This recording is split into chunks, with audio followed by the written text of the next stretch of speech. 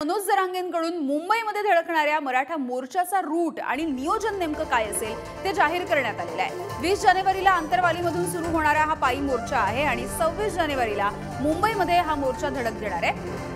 या सगळ्याचा रूट जाहीर करण्यात आलेला आहे। याचा मार्ग जाहीर करण्यात आलाय। जालना, बीड, अहमदनगर, लोणावळा पुढे पनवेलच्या मार्गे मुंबईमध्ये हा मोर्चा धडकणार असल्याची माहिती मिळते।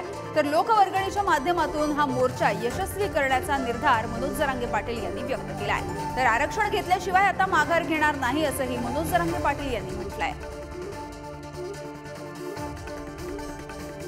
तर या दरम्यान या मोर्चाचा रूट, याचा मार्ग नेमका कसा असेल तेही बघूया। 20 जानेवारीला सकाळी 9 वाजता या मोर्चाला सुरुवात होणार आहे।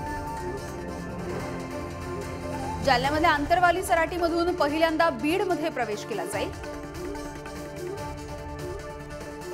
तर बीडमधल्या गेवराई, पडळ आणि शिंगी मार्गे अहमदनगरला हा मोर्चा जाणार आहे। पुढे अहमदनगरमधून शिरूर, शिक्रापूर, रांजणगाव या मार्गाने मुंबई पुणे हायवेला हा मोर्चा येणार आहे।